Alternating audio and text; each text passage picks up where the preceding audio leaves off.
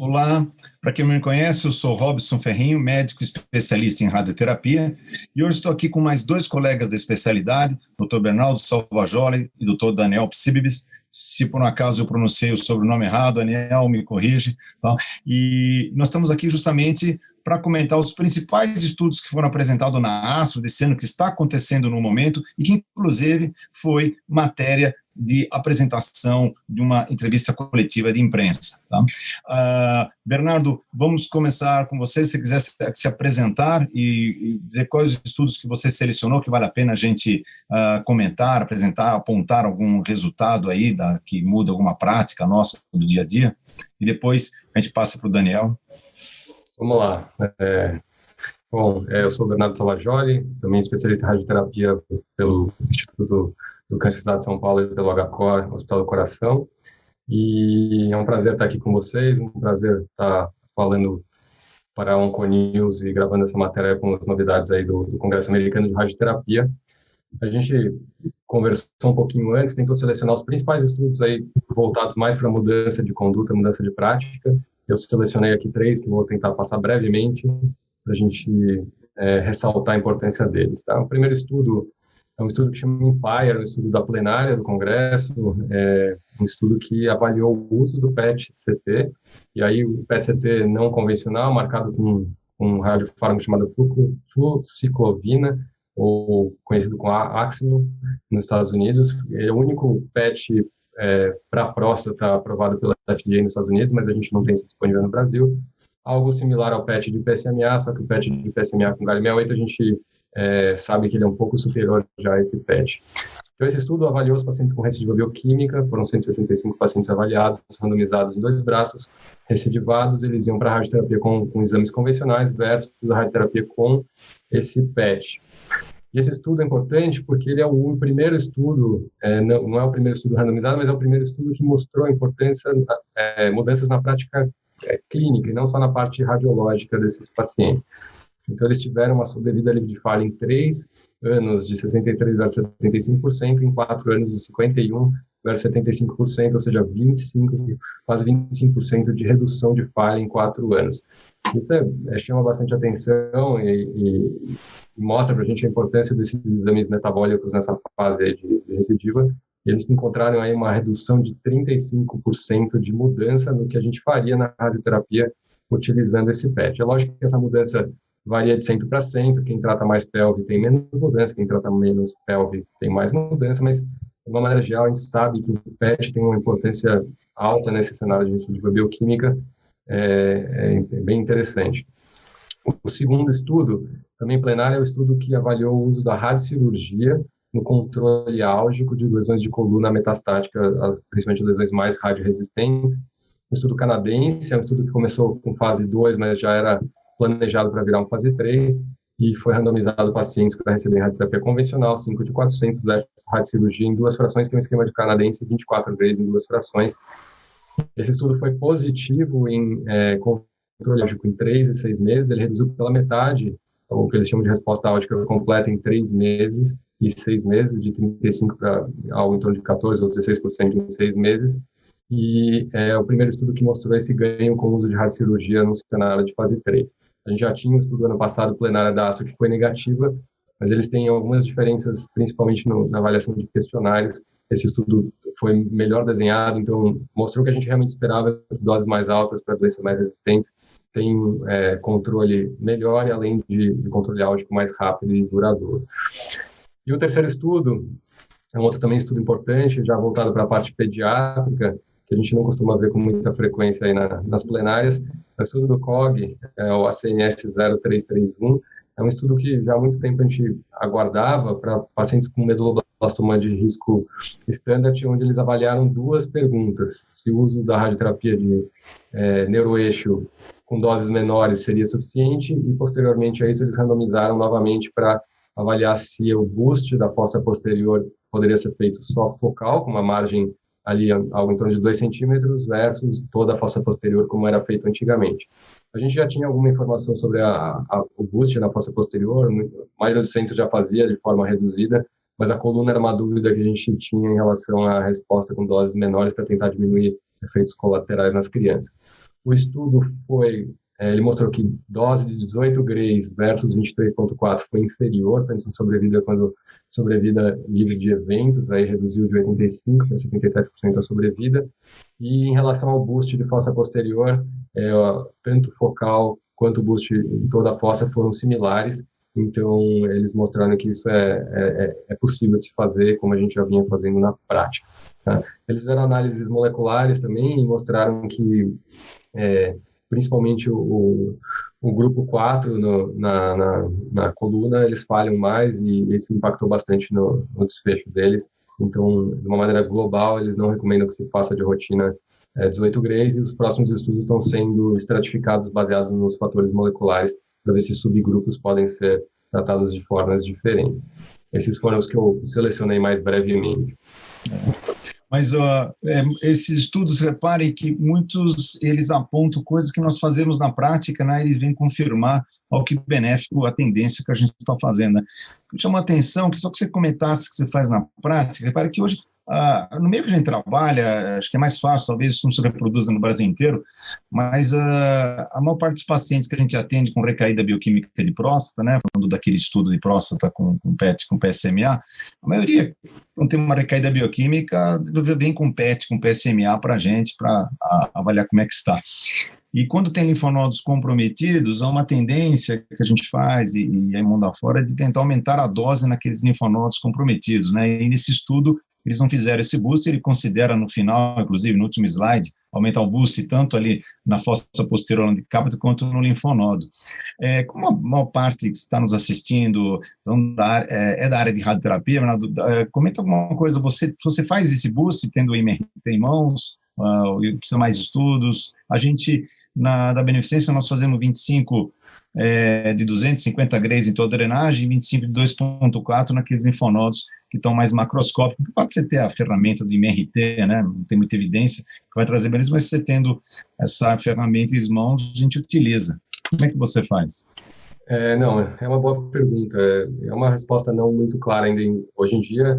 Até foi apresentado na sessão oral de próstata, um estudo canadense também, com o intuito de intensificar o PET, né? O intensificar o tratamento baseado no PET. E esse estudo vai se tornar um estudo de fase 3, que foi positivo. Eles não só modificavam o tratamento baseado no PET, mas como intensificavam, como você está mostrando, mas ainda é baseado em estudos retrospectivos. Mas a gente faz na prática. A gente sabe que a pelve, a radioterapia pélvica, apesar de discutível, tanto no cenário de salvamento quanto no cenário primário, mas baseado nesses novos exames, a gente tem feito com muita frequência.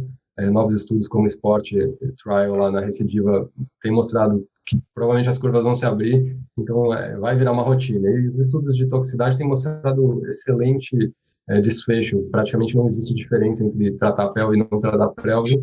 Então a gente faz a pelve e normalmente quando não tem muita alça colada a gente faz um boost. Eu pessoalmente escalono algo em torno de 60 a 66 no máximo grays nesse cenário de salvamento ou recidiva bioquímica. E a gente normalmente faz com 34 frações e faz um boost com dose um pouquinho mais alta nesses linfonodos. E com relação da coluna, você viu que o braço controle era 5 de 400, né? 20 grays, que usa uma rádio conformado. Mas quando a gente tem mais tecnologia, a gente normalmente entrega mais dose, né? Eu faço 5 de 6 grays, né? Isso poderia até ter sido um braço controle, essa dose um pouco maior. Mas de fato, a primeira vez, o primeiro estudo que aponta que você aumentando a dose metástase óssea, você tem um benefício, né? O que você acha dessa questão? Isso muda a conduta? O que vocês fazem no ICESP, no HCOR, com essa dose para a coluna? Dando tecnologia, obviamente, né? Sim, lógico. O ICESP e o HCOR são mundos distintos, apesar do ICESP ser um mundo perfeito para o SUS, vamos chamar assim. A gente tem bastante ferramentas dentro de um mundo que é super pobre. Isso tudo precisa de muita tecnologia, não é qualquer serviço que tem isso disponível no Brasil. A gente utiliza com frequência no HCOR escalonamento de dose para metástase, que a gente acaba fazendo com tecnologia para todo mundo. Mas o ano passado, o RTOG, o 0631, foi um banho de água fria, foi um estudo parecido, mas negativo. Aí todo mundo saiu da Astro chorando, falando, como assim? Todo mundo tinha certeza que ia dar positivo. E a gente aprendeu algumas coisas, ainda não tem resultados de controle a longo prazo, mas aprendeu que provavelmente eram detalhes técnicos do estudo e não sim o estudo em si, e esse veio para justamente confirmar isso. Mas eu faço na prática escalonamento de dose para doença, principalmente radioresistente, com frequência sim. E acho que o legal desse estudo foi que mostrou que não houve diferença de fratura, que é uma das preocupações que a gente tinha bastante nesse cenário, né? Verdade. Muito bons pontos, Bernardo. Obrigado aí pelas essas considerações. Daniel, algum comentário nesses estudos que o Bernardo falou? Senão você conta para nós o que você separou aí de interessante da Astro para estarmos discutindo. Obrigado, Robson. Oi, Bernardo. Acho que, eu sou Daniel Picheiro, eu sou radiooncologista, sou membro da IAUSC, né, na parte da radioterapia avançada. Deixa eu comentar, só fazer um adendo no que o Bernardo comentou desse último estudo e que você também comentou, Robson. Eu acho que é muito interessante porque é um caminho que ele é convergente com o racional biológico da doença, né? Aumentar a dose numa doença radioresistente, aumentar a atividade né, tanto dos osteoclastos, da remineralização óssea, alívio da dor, da inflamação. Eu acho que são coisas que elas ressoam, né, com o racional biológico das doenças oligometastáticas ou progressivas para esqueleto ósseo. Então, eu acho que cada vez mais a gente, conforme a tecnologia for avançando e a acessibilidade dessa tecnologia também, a gente vai conseguir entregar muito melhor essas doses altas com precisão. Eu separei 2 estudos dentro do viés do que eu gosto, né? Então, eu separei um estudo de alta tecnologia e separei um estudo de pulmão. Acho que a Astro desse ano veio com menos estudos do que do ano passado, né? Nesse primeiro ano de formato 100% virtual, mas com menos estudos de impacto de mudança clínica grande, igual a gente teve nos últimos 2, 3 anos, mas com mais estudos que são formadores de hipóteses ou estudos que dão a entender para o nosso próximo fase 3, etc. Então, o primeiro estudo que eu peguei foi um estudo indiano, né, com aquele volume indiano todo dos hospitais de alto volume, um estudo randomizado, controlado, fase 3, que comparou pacientes com câncer de colo de útero em radioterapia 3D na pelve ou guiado com IMRT guiado com imagem, né, que já é uma tecnologia que hoje a gente já não tem tanta acessibilidade assim, igualmente como na Índia, eu imagino. E a ideia do endpoint primário desse estudo era ver se essa radioterapia guiada por imagem diminuiria a toxicidade tardia em gastrointestinal, né? Que é o que as nossas pacientes hoje mais sofrem. Então, o estudo foi conduzido com quimio-radioterapia, sendo a radioterapia os 50 grays em 25 frações padrão. Não necessariamente precisava ser a cisplatina, a quimioterapia, o que é um dos viés do estudo, né? Onde a gente também já não sabe o quanto que essa quimioterapia, esse tratamento sistêmico tem aí uma influência na resposta da toxicidade tardia, e todas as pacientes recebiam aí um boost de 6 grays em 2 frações, 2 frações de 6 grays, né? Então 12 grays em 2 frações, com uma bracterapia HDR. Eles conseguiram selecionar 300 pacientes, bem poucos pacientes saíram do estudo no momento da exclusão, e pulando já para resultados e comentários finais, né, do estudo, em 49 meses de follow-up mediano, eles viram que tanto o volume que recebe 30 quanto o volume que recebe 40 gray de dose teve uma diminuição realmente significativa nessa entrega do IMRT guiado por imagem, né? Então, o P foi significativo para esses valores, e que são valores que são prognósticos de toxicidade. A toxicidade grau 2 tardia foi aí 19 versus quase 37% nos pacientes. A toxicidade grau 3, né, um pouco mais avançada, já foi 2%, que é extremamente baixo para esses pacientes que tiveram a radioterapia guiada por imagem, versus quase 10%, 8,7%. Os pacientes que tiveram diarreia aguda, falando de toxicidade aguda, ainda também muito diferente, né? 27% nos pacientes do 3D contra 17%, quase 18% nos pacientes com essa entrega de radioterapia guiada por imagem. É interessante falar que o abstract do estudo não especifica como é entregue essa radioterapia por imagem, se é o sistema de ressonância, de tomografia, mas é uma radioterapia IGRT, entregue por imagem, né, guiada. Não teve diferença em termos de disease-free survival, então os pacientes não eram o endpoint primário do estudo, Mas, na análise de subgrupo, os pacientes que tiveram maior impacto foram os pacientes que foram para quimiorradioterapia, o que é interessante, porque eu imaginaria que não seria, né? Os pacientes que não recebem o tratamento sistêmico, na maioria das vezes, acaba não sendo o paciente que tem essa pior toxicidade. Acho que esse é um estudo válido, porque no Brasil a gente tem uma realidade de câncer de colo uterino bem frequente, principalmente para quem tem aí um público de atendimento SUS, né? E a nossa tecnologia hoje ainda é uma tecnologia basicamente 3D, com alguns lugares MRT dentro desse cenário. É uma coisa a se pensar, acho que o MRT já foi outras vezes mostrado que tem um benefício de diminuição de toxicidade e a gente vai seguir nessa linha. O segundo estudo que eu separei já foi um estudo do pulmão, né? É um estudo que analisa SBRT, ou a SABR, né? A radioterapia ablativa, comparando com a radiocirurgia para oligometástases pulmonares, né? Então, eles pegaram aí 91 pacientes, né? É um estudo australiano, meu colega da IAUSC também, o Shankar Siva, fazendo só um parênteses, todos os estudos do Shankar são estudos muito bem desenhados, muito bem publicados, de uma inteligência muito boa. O pessoal da Austrália e da Nova Zelândia consegue fazer estudos controlados muito bons. Esse é um estudo fase 2 ainda, mas que comparou uma dose única de 28 Gray versus uma dose de 48 Gray em 4 frações, né? Então frações de 12 Grays. Interessante lembrar que o BED 10 Grays é 106, igualmente para as duas doses, então esse já deixa de ser um viés, e que a definição de oligometástase nesses pacientes foi de 1 a 3 metástases exclusivamente pulmonares, menores que 5 centímetros e que tiverem mais de 2 centímetros da árvore brônquica, para não configurar aí um tumor sendo central ou ultracentral. Os pacientes não eram permitidos estarem em tratamento sistêmico, tanto tratamentos como terapia-alvo, imunoterapia ou quimioterapia, para não ter interferência dentro do endpoint primário, que era a diminuição ou a avaliação da toxicidade grau 3 em 1 ano. Por que esse é um endpoint primário? Estudo fase 2, com o objetivo de avaliar, e possivelmente o estudo fase 3, mas que avaliou que se esse estudo for seguro, quer dizer, se tiver um ácido de 5% aí dentro de um erro alfa, dentro dos 80% da toxicidade máxima, aí sim o estudo evolui para uma análise de disease-free survival, de controle local ou de qualidade de vida e sobrevida global. Então, o estudo tem aí 90 a 91 pacientes, uma grande maioria foi estadiado com PET, né? Então 72% dos pacientes, a maioria das oligometástases era de primário coloretal.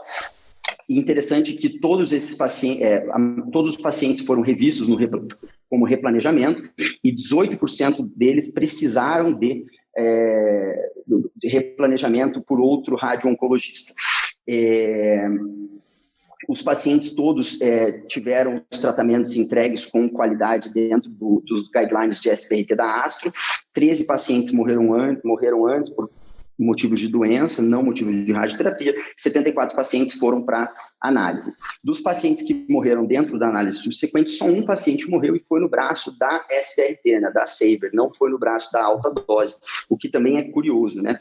Mas depois, na subanálise desse paciente, eles chegaram à conclusão que esse paciente tinha uma doença intersticial pulmonar que vem a ser uma contraindicação para a entrega de alta dose via radioterapia estereotáxica. Então, o endpoint primário foi atingido, então a gente pode esperar, sim, que vai vir aí análise de controle local, qualidade de vida, sobrevida global, etc., futuro, e que é um estudo seguro.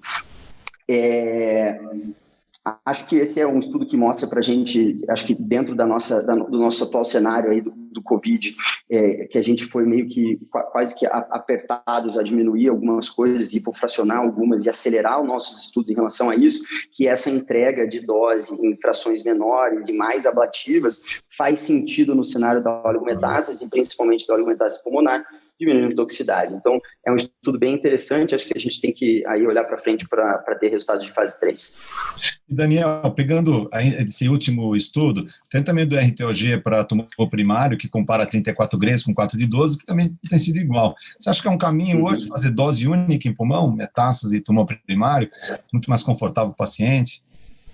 Eu acho que sim, eu sou um grande fã, na verdade, da entrega de alta dose. Eu acho que o nosso grande problema é a segurança em entregar essa dose com precisão, né? Então, hoje, quando você tem, né, em alguns centros dos Estados Unidos, Inglaterra, França, Holanda, que tem esses novos aceleradores que entregam as doses baseado em imagem, guiados por imagem, com gate, com ressonância, com tomografia, etc, etc, você tem uma certeza de entregar essa dose de 23, 24, 30 grays, dose única, com muito mais segurança. Acho que ainda é uma realidade de prática diária longe, mas em pacientes bem selecionados e com cautela e qualidade, a gente consegue sim chegar num resultado bem legal. Muito bem. E com relação ao estudo indiano, né, ele tem um pouco mais a ver com a nossa realidade. Você vê, a gente faz IMRT no Brasil já há quase 20 anos e a gente não tem maior parte incorporado no rol-DNS, muito menos na Conitec, que é o que dá acesso para os pacientes do SUS. O paciente do SUS hoje, no nosso meio, faz IMRT só se tiver numa ilha de excelência, como, por exemplo, no ICESP, no Instituto do Câncer do Ceará, ou mesmo no INCA, né? Então, estamos anos luz aí dessa incorporação, mas isso eu creio que é um estudo muito importante para a sociedade brasileira utilizar como uma diretriz de utilização para solicitar incorporação no rol-DNS, né? A gente está bem atrasado com relação a essas incorporações de tecnologia aqui no Brasil, então achei bastante importante.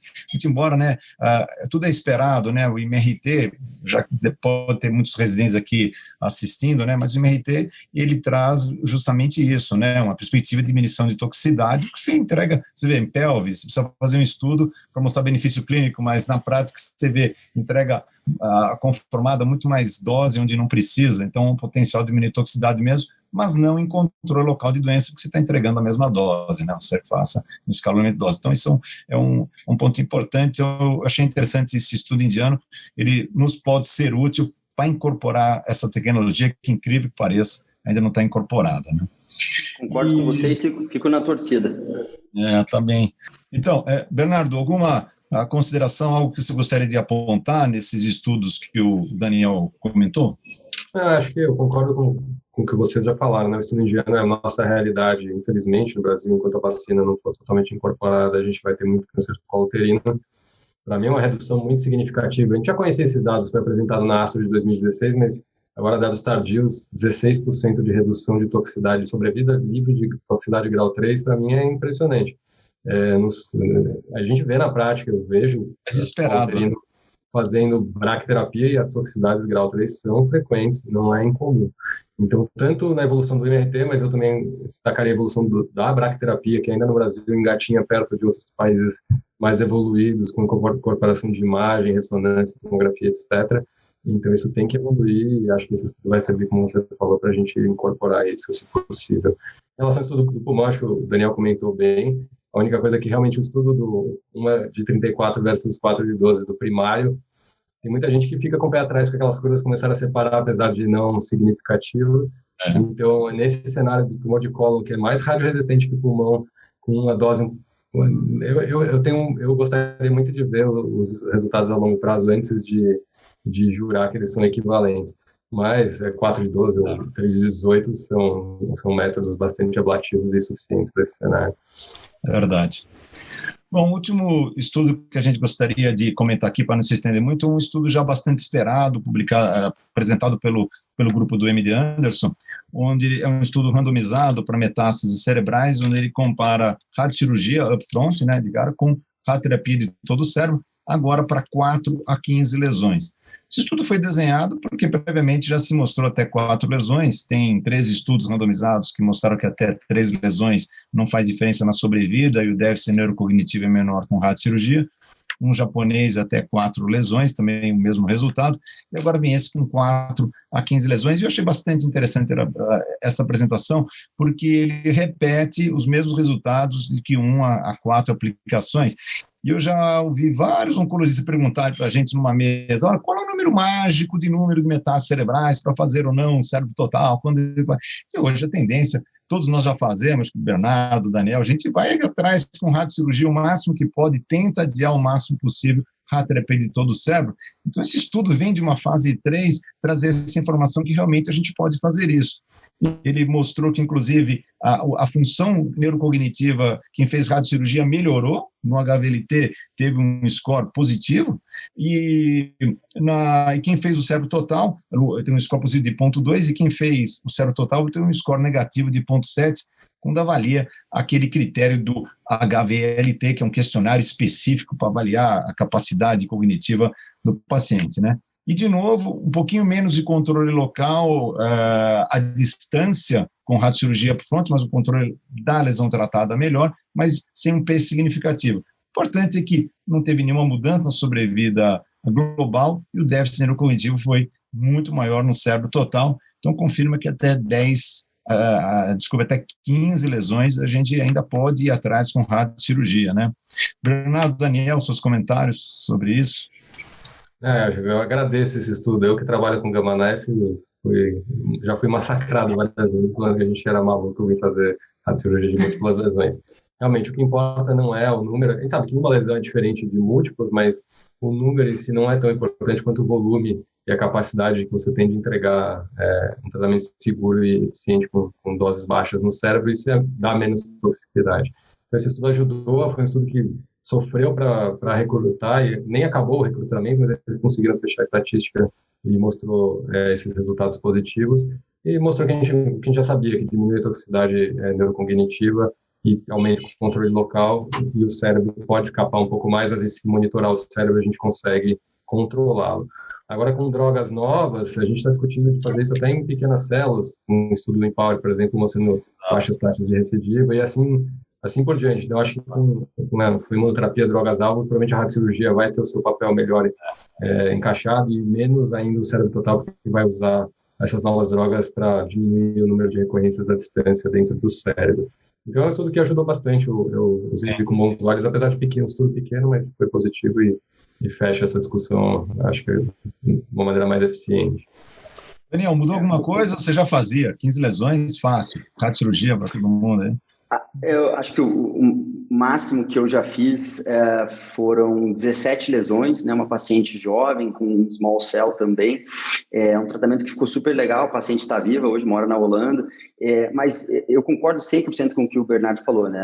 É um estudo que veio aí para dar uma tranquilizada na gente, principalmente para quem tem Gamma Knife dentro do seu serviço. Acho que, mais uma vez, a gente segue um racional lógico, né? É uma doença metastática, então a definição de doença metastática é ela estar na corrente sanguínea, ela ser uma doença sistêmica, e eu já não gosto do whole brain tem muito tempo. Então, acho que, de novo, é um tratamento que demanda uma boa qualidade de equipamento, de tecnologia, e principalmente, acho que nesses pacientes, pelo menos a experiência que eu tenho com tratar várias lesões do sistema nervoso central, é que depende muito mais de ter um bom físico do que de saber planejar, né? O nosso físico ser aí teu braço direito e ser de uma competência boa, consegue fazer um tratamento muito legal.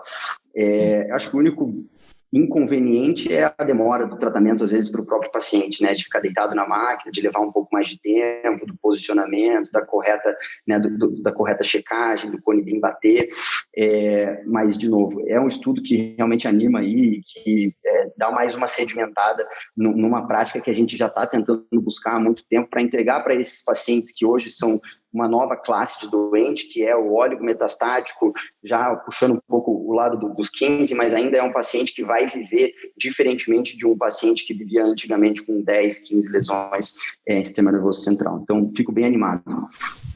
Maravilha. Bernardo, Daniel, palavras finais aí para nós encerrarmos? Nossa. Só gostaria de agradecer novamente o convite da Onconews, agradecer a participação com vocês, é sempre um prazer. E dizer que vamos torcer para o ano que vem a Astro ser presencial, porque virtual eu não gostei tanto assim, eu prefiro estar lá em Miami, apesar do dólar estar sofrido, eu gostaria de estar em Miami. Eu também. Agradeço o convite aí, é uma honra estar com dois profissionais tão competentes e poder estar discutindo esses estudos. Espero que a gente possa estar aí em breve nos Estados Unidos de novo para não só assistir às aulas, mas também para comentar, para sair jantar e para poder interagir. South Beach não me sai da cabeça, tá vendo? Muito bom, pessoal. Onconews, nosso muito obrigado. Acho Sociedade Brasileira de Radioterapia inteira agradece esse canal aberto para a gente estar discutindo os trabalhos de radioterapia, reconhecendo que a radioterapia é um tratamento fundamental para o câncer, né? 60% dos pacientes precisam de radioterapia, então é muito importante essa atualização e essa informação no âmbito multidisciplinar, tá? E também agradecer o Bernardo e o Daniel pelo seu tempo aí, pelos comentários bastante pertinentes, isso que a gente conseguiu identificar aí bastante positivo nesses estudos. Então, um abraço a todos e até a próxima.